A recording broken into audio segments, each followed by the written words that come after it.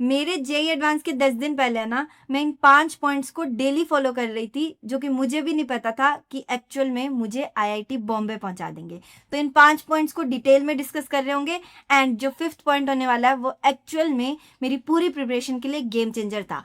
ठीक है, तो अभी अगर हम स्टार्ट करते हैं तो सबसे पहले तो जो फर्स्ट पॉइंट है ना, वो सबसे ज्यादा इंपॉर्टेंट होता है हर एक जेई एस्पिरेंट की लाइफ में, मेरे लिए भी था। दैट इज रूटीन वाला पार्ट। तो मेरे साथ ऐसा होता था जनरली कि मेरा रूटीन ना फिक्स रहता था कि मुझे कब क्या करना है, कब ब्रेक लेना है, कब मुझे फिजिकल एक्सरसाइज करनी है, कब मुझे मेडिटेशन करनी है, सारी चीज़ें। एंड एक्चुअल में ये चीज़ मैंने सीखी आउटलायर्स में ही थी, क्योंकि आउटलायर्स में रूटीन फिक्स होता है। आपके अकेडमिक्स, आपके फिजिकल और आपकी मेंटल हेल्थ, इन तीनों चीज़ों का अच्छे से ध्यान रखा जा रहा होता है। क्योंकि डेफिनेटली अगर आप जेई एडवांस की प्रिपरेशन की बात कर रहे हो तो हमें 10 से 12 घंटे की एनर्जी मेंटेन करनी होती है। एंड एडवांस के क्वेश्चन तो इतना एग्जॉस्ट करते हैं ना कि हम इतना ज़्यादा वो टायर्ड फील, लेजी फील करने लग जाते हैं। तो ये सारी चीज़ों को बैलेंस कैसे करते हैं वो रूटीन से आता था।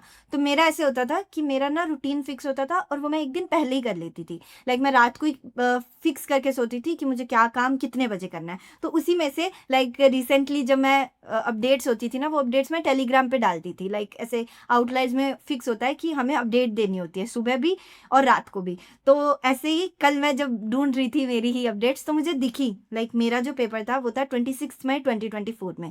ठीक है, तो 26 मई को मेरा एग्जाम था एंड मैं मेरी 16 मई की अपडेट्स जो देख रही थी वो मैं शेयर करती हूँ, ध्यान से देखना। कि सबसे पहले तो मैंने 6:38 पे उठ के मैसेज किया। तो सबसे इंपॉर्टेंट पॉइंट, रूटीन में स्लीप साइकिल मेरा फिक्स था, क्योंकि अगर स्लीप सही नहीं होगी तो आप ज़्यादा लेजी फील करोगे, ज़्यादा एग्जॉस्ट करोगे। ठीक है, तो मेरा स्लीप टाइम क्या होता था वो सारी चीज़ें मैं अपडेट करती थी उठ के। उसके जस्ट बाद मैं प्रॉपरली जो मैंने रात को मेरे टारगेट सेट किए होते थे वो टाइप करके लिख के, उनमें अगर थोड़ा बहुत कोई चेंज होता था वो देख के लिख देती। बाकी सारी चीज़ें मेरी फाइनली होती थी। अब इसके अंदर एक जो स्पेशल चीज़ आप देख रहे होगे वो ये कि मैं ना डेज लिखती थी कि आज डे 1 है, डे 2 है। तो तुम देख सकते हो कि 16 मई को मेरे 300 डेज कंप्लीट हो गए थे कंसिस्टेंसी के।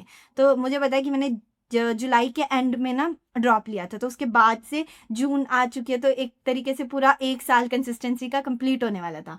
ठीक है, तो ऐसे ही अब इन अपडेट्स में जो मैंने टीओडी है, targets of the day set किया, उसमें देख सकते हो कि हर एक टारगेट का टाइम मेरा फिक्स होता था कि 7 से 8:30 मैं रिवीजन कर रही होंगी। एंड जनरली मैं मॉर्निंग में इनऑर्गेनिक की रिवीजन करती थी, वो सॉल्ट वाला पार्ट, और वो जो आपको लगता है रटना होता है, रटना नहीं होता है। जो रिलेशन होते हैं उनको एक बार बार बार फ्रिक्वेंसी पे रिपीट करना होता है। तो डेली मेरा मॉर्निंग में वो फिक्स होता था। ठीक है, उसके बाद 16 मई को मेरा मॉक था। ठीक है, तो मैंने मॉक टेस्ट के लिखे हुए और फिर ब्रेक एंड प्रॉपरली चीज़ें लिखी हुई है। और रात में मेरा ऐसा रहता था कि मैं रात में ना ज़्यादा चीज़ें नहीं रखती थी, क्योंकि मुझे सही टाइम पे जल्दी सोना है। तो मैं रात में लाइट चीज़ें रखती थी ताकि मेरे माइंड को सिग्नल मिले कि रिलैक्स होने की तरफ जा रहे हैं, ताकि नींद जल्दी आ जाए। क्योंकि अगर हम रात को हैवी सॉल्विंग करते हैं, पहले तो होती नहीं है क्योंकि एनर्जी डाउन होती है। दूसरा, अगर हम करते हैं तो हमारा माइंड ज़्यादा एक्टिव हो जाता है, और अगर वो ज़्यादा एक्टिव हो जाता है ना तो हमें नींद नहीं आती है। ठीक है, तो इसीलिए मैं डाउट्स एंड रिवीजन वाली चीज़ें लिखती थी, क्योंकि देखो जेई एडवांस के क्वेश्चन एंड टू एंड हमसे ऐसे सॉल्व होते ही नहीं है, और वो जनरली सॉल्व नहीं होते तो डाउट्स बहुत होते हैं। तो वो उन सब के लिए मैं रात का टाइम फिक्स रखती थी। लाइक मेरा ब्लॉक्ड होता था वो टाइम। ठीक है, फिर रात को ऐसे ही जैसे 10:19 का वो अपडेट है कि रात को मैं अपडेट करके जाती थी कि जो जो टारगेट्स थे उनमें डन हुए कि नहीं हुए। अब यहाँ पे इंपॉर्टेंट जो सेकंड पॉइंट आता है, फर्स्ट तो हो गया कि मेरा रूटीन फिक्स है, मेरी स्लीप साइकिल फिक्स है, उसके अंदर मेरा प्रॉपरली ये फिक्स है कि मैं कब ब्रेक ले रही हूँगी और कब काम कर रही हूँगी। एंड इसमें जहाँ पे भी आपको ये दिखेगा ना कि गैप है, कि मैंने कुछ नहीं किया, या एक्स्ट्रा आपको हाफ एन आवर 1 आवर का ब्रेक दिख रहा है, तो वो या तो ब्रेक में जाता था या हमारा ऐसे रूटीन में फिक्स होता था कि एक्सरसाइज करनी है। जनरली मैं एक्सरसाइज मॉर्निंग में ही कर लेती थी ताकि मेरी एनर्जी फिक्स हो जाए, या ऐसा होता था कि मॉर्निंग में नहीं हो पाती थी तो इवनिंग में कर लेती थी। तो ऐसे करके मेरा बैलेंस्ड रूटीन चलता था, जिसकी वजह से जेई एडवांस की प्रिपरेशन में जो आपको वो ऐसा होता है ना कि हेक्टिक हो गया, एग्जॉशन ज़्यादा हो रहा है, टायरिंग लग रही है चीज़ें, इनर्शिया आ रहा है, वो मेरे साथ बहुत कम होता था। अब जो सेकेंड इंपॉर्टेंट पॉइंट था वो ये इसी से रिलेटेड है कि मैं ना टाइम टारगेटेड सॉल्विंग करती थी। अब टाइम टारगेटेड सॉल्विंग सबसे इंपॉर्टेंट चीज़ है जेई एडवांस में रैंक बनाने के लिए। अगर आप मॉक टेस्ट नहीं देते हो बट आप जेई एडवांस के लिए टाइम टारगेटेड सॉल्विंग अच्छे से करते हो, टाइम टारगेटेड सॉल्विंग मतलब फिक्स टाइम में मैं फिक्स करूंगी कि इतने नंबर ऑफ क्वेश्चंस मुझे करने हैं एंड मैं वो सॉल्व कर रही होंगी, कि मुझे 2 घंटे में 30 क्वेश्चन करना है, 40 क्वेश्चन करना है। वो सेट लिया मैंने कि इसके क्वेश्चन कर रही होंगी, लेट से PYQs कर रही होंगी, और मैं वो 9 से 12 में कर रही होंगी या 9 से 11 में कर रही होंगी। फिर सॉल्विंग करके, कि आपने सॉल्विंग की, फिर ट्रैक करना कि क्या जितना टाइम आपने अलॉट किया था उसी में ही सॉल्विंग हुई कि नहीं हुई, और उसमें जो क्वेश्चन हो गए वो सही है कि गलत है, और जो नहीं हुए वो क्यों नहीं हुए। तो ऐसे करके डिटेल में एनालिसिस करती थी। तो जनरली मेरे साथ ऐसे रहता था कि मैं HOP लगाती थी, आवर ऑफ पार, मतलब फुल फोकस की सीटिंग 3 से 4 घंटे की। उसके बाद डेफिनेटली आप एडवांस की प्रिपरेशन कर रहे हो और एडवांस के अंदर क्वेश्चन आपको थका देते हैं बहुत, तो मैं एग्जॉस्ट हो जाती थी 3-4 घंटे के बाद, तो मैं ब्रेक लेती थी पहले, उसके बाद एनालिसिस करती थी, या जो मैंने रात वाला टाइम रखा है डाउट्स एंड रिवीजन वाला, उसमें मैं ये काम करती थी।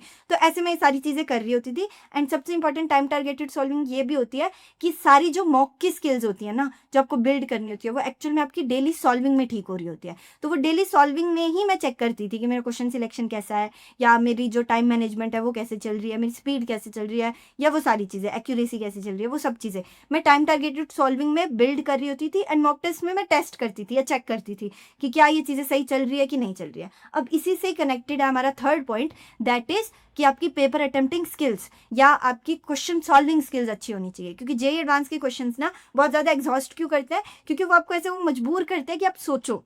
क्यों? क्योंकि क्वेश्चन सॉल्व, जो एडवांस के क्वेश्चंस है ना, उनको सॉल्व करने का, अगर मैंने जब सीखा था तब मुझे दिखा था कि 5 मेजर वो स्टेप्स होते हैं जिसमें आप एडवांस के क्वेश्चंस को सॉल्व करना सीखते हो एंड इम्प्रूव करते हो। पहला तो ये कि इंटरप्रिटेशन, कि आपको पता होना चाहिए कि क्वेश्चन पूछ क्या रहा है। एक्चुअल में हमें जेईई एडवांस के क्वेश्चन से समझ ही नहीं आता, इतनी लैंग्वेज होती है, इतनी लंबी होती है, तो हमें समझ ही नहीं आता कि क्वेश्चन पूछना क्या जा रहा है। तो एक्चुअल में जो आपको क्वेश्चन दिया है वहां से डाटा एक्सट्रैक्ट करना, ताकि आपको पता हो कि ये चीज़ें गिवन है और ये चीज़ पूछी गई है। ये जब आपको पता होगा ना, तो आपके लिए लिंकिंग आसान हो जाती है। तो फर्स्ट स्टेप ये होता है। उसके बाद लिंकिंग वाला और डीप थिंकिंग वाला आता है कि जो दिया हुआ है वहां से जो मुझे निकालना है वहां तक मैं कैसे पहुंचूं, वो हो जाता है। Then third and most important जो पॉइंट होता है कि अप्रोचेज सीखना। जब शुरू में एडवांस के क्वेश्चन सॉल्व कर रहे थे तब लगता था ना कि ये कैसे कर दिया सर ने, ये मैनिपुलेशन कैसे लगा दी, अप्रोक्सीमेशन कैसे लगा दिया, मुझे थोड़ी पता होगा।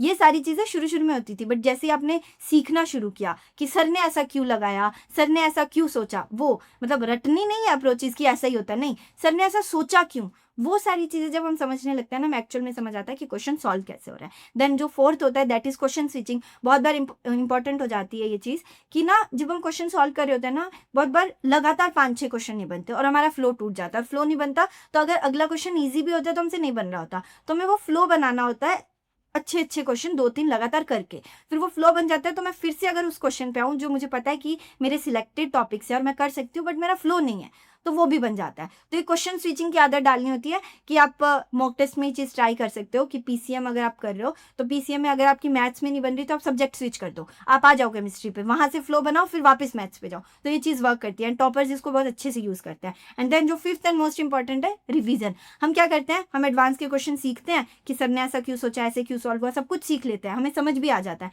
बट हम बाद में उसको रिविजिट ही नहीं करते, हम उसको दोबारा रिवाइज ही नहीं करते, जिसकी वजह से हम भूल जाते हैं। लाइक लिटरली अगर मैं मेरी बात करती हूँ ना, मेरा फेवरेट टॉपिक था इक्विलिब्रियम और थर्मो, ठीक है। उसमें से जो एडवांस लेवल के क्वेश्चंस बनाए थे मैंने, उनको मैंने 3-4 बार रिवाइज किया, स्टिल मैं भूल रही होती थी। तो मुझे पता था कि मैं बार बार भूलूंगी सिलेक्टेड क्वेश्चंस, तो मैं दोबारा जाके उन्हीं को रिवाइज करती थी। ऐसे मैं सब में करती थी। लाइक हमें MSc के, अनावस्थी के और वो तो दोस्त ने दिए ही हुए थे सिलेक्टेड क्वेश्चन, तो मैं उन्हीं को बनाती थी, उन्हीं को रिवाइज करती थी। वैसे ही अब जैसे जैसे मैं बाद में जा रही थी तो मैं PYQ ओरिएंटेड ज़्यादा हो गई कि मुझे PYQs करने हैं, उनमें से जो PYQs नहीं बने उनको मैं मार्क करके रखती थी, मुझे पता था कि मुझे रिवीजन करने इन पे आना है। तो ऐसे करके मैं ये इंपॉर्टेंट काम कर रही होती थी कि मुझे एक्चुअल में वो एडवांस की क्वेश्चन सॉल्विंग स्किल सीखनी है, विद दैट जो अटेम्प्टिंग स्किल्स होती है, चाहे वो फाइटिंग माइंडसेट हो कि क्वेश्चन के साथ फाइट रखने का माइंडसेट रखना है, विद दैट टाइम मैनेजमेंट हो, क्वेश्चन सिलेक्शन की स्किल हो, एक्यूरेसी वाली स्किल हो। ये सारी चीज़ें मैं टाइम टारगेटेड सॉल्विंग में तो करती थी, ठीक, उसके बाद मॉक टेस्ट में चेक भी कर रही होती थी। एंड मेरी आदत थी कि मैं इनको इम्प्रूव कर रही हूँ, ठीक है। अब इसी से रिलेटेड जो मैंने PYQ ओरिएंटेड बात की, वो होता है हमारा fourth point, that is revision. And उसमें भी प्रायोरिटाइज करना अपने सिलेक्टेड सेक्शन को, क्योंकि देखो अभी लिमिटेड टाइम बचा है, लाइक 10 दिन ही बचे हैं। हमें भी पता है कि मेरे पास काम बहुत सारा है करने को, कि मैंने इस चैप्टर के PYQs नहीं किए, मैंने ये नहीं किया, मैंने ये नहीं किया, बट मेरे पास लिमिटेड टाइम है, तो मैं क्या करूँ। इस लिमिटेड टाइम में नई चीज़ें कम करने की जगह ऐसी चीज़ें करो जो आपने ऑलरेडी की हुई है, जो सिलेक्टेड काम आपने किया हुआ है, उसी को ही प्रायोरिटाइज करके क्या करना है ना, कि रिवीजन की तरफ जाओ सॉल्विंग के थ्रू। तो उसमें हम क्या करेंगे, यूनिट वाइज सॉल्विंग करने लग जाएंगे। अब जैसे मैं क्या करती थी कि मैंने फिजिकल, इनऑर्गेनिक और ऑर्गेनिक थी, ठीक है। तो इनऑर्गेनिक की रिवीजन तो मैं सुबह कर ही रही होती थी, तो मैं जो मेरे सॉल्विंग स्लॉट्स थे जिसमें मैं टाइम टारगेटेड सॉल्विंग करती थी, उसमें मैं यूनिट्स रखने लग गई थी कि अलजेब्रा की कर रही हूँ, कैलकुलस की कर रही हूँ, ऐसे करके मैं सॉल्विंग करना शुरू कर दिया था ताकि मैं चीज़ें सोच पाऊँ।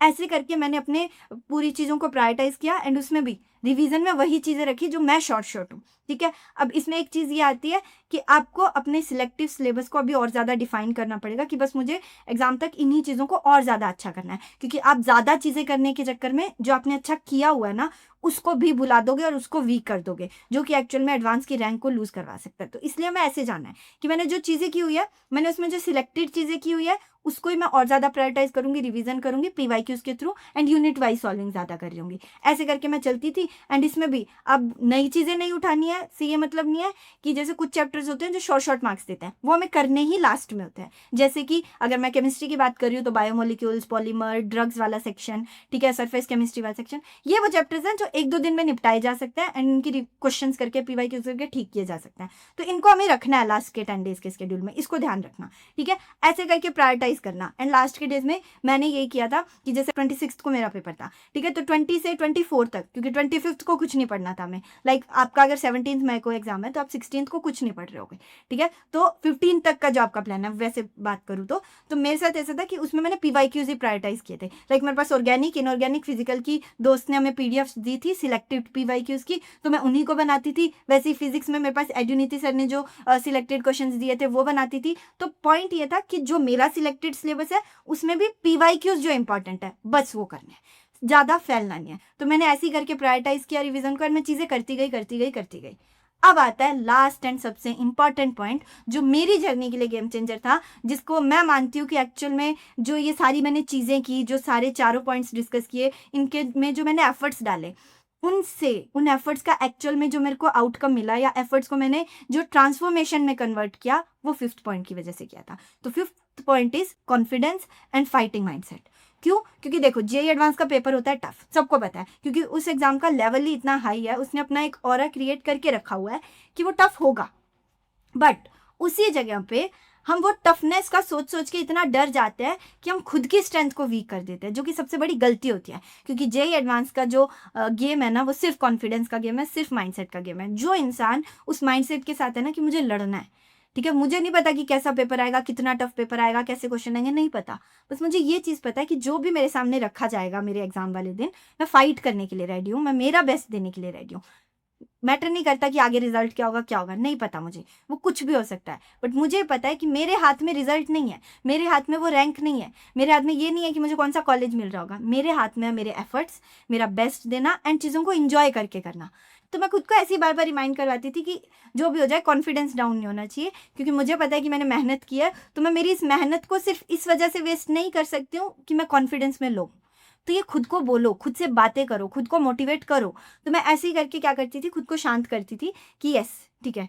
एंड लास्ट के 10 डेज में सबसे इंपॉर्टेंट होगा कि आप पैनिक में, एंग्जाइटी में, इनर्शिया में बहुत जा रहे होगे, आपको खुद को रिलैक्स करना होगा, आपको खुद को शांत करना होगा एंड कॉन्फिडेंट करना होगा कि यस मैं रेडी हूँ। फील नहीं हो रहा होगा कि रेडी हो, आपको लगेगा कि इतनी सारी चीज़ें बची है और टाइम कम है, नहीं, बट खुद को इंटेंशनली फील करवाना होगा कि ठीक है मैंने की तो है ना चीज़ें, और मैंने इतनी सारी चीज़ें की है, तो मुझे कॉन्फिडेंट फील करना है। तो ये चीज़ एक्चुअल में वो गेम चेंजर प्ले करती है। इस वजह से बहुत सारे स्टूडेंट्स जिनके मॉक टेस्ट में कभी 100 टच नहीं होते या 120 टच नहीं होते, वो एग्जाम वाले दिन 150+ टच कर जाते हैं।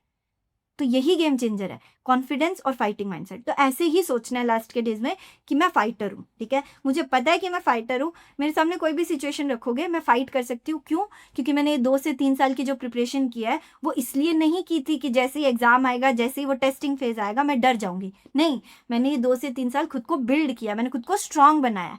एंड मैं इतनी स्ट्रांग हूँ कि मेरे सामने जो सिचुएशन आ रही होगी मैं उससे फाइट करने के लिए रेडी हूँ। क्वेश्चन टफ होगा, मुझे पता है कि उसको फर्स्ट राउंड में नहीं करना है, बट मुझे ये भी पता है कि मैं उसको कर सकती हूँ, तो मैं उसको राउंड 3 में करूंगी।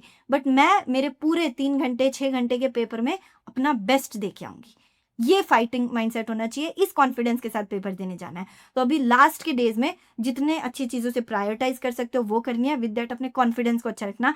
एंड डेफिनेटली अपनी ये जर्नी अभी एकदम टुवार्ड्स द एंड है, तो इसको अच्छे से जियो, क्योंकि ये जर्नी, ये स्टोरी पूरी लाइफ टाइम याद रहने वाली है। जैसे मैं मेरी स्टोरी सुना रही हूँ, आपको भी अपनी स्टोरी सुनानी है, एंड पूरी बीइंग IITian की टीम वेट कर रही है आपकी स्टोरी का। तो ये लास्ट के दिनों को बहुत ज़्यादा से परेशानी में मत बिताओ, इनको एंजॉय करो, क्योंकि ये एक तरीके से जर्नी एकदम खत्म होने वाली है। तो बेस्ट मेमोरीज होनी चाहिए ना, ये मेमोरीज नहीं होनी चाहिए कि मैं परेशान हो गई थी, मैं डर गई थी, नहीं, मेमोरीज ये होनी चाहिए कि मैंने मेरा बेस्ट दिया, मैंने खुद को संभाला, and for that I am proud of my self. तो इसलिए खुद की जर्नी को बेस्ट बनाओ एंड अपनी स्टोरी को बेस्ट क्रिएट करो। All the best.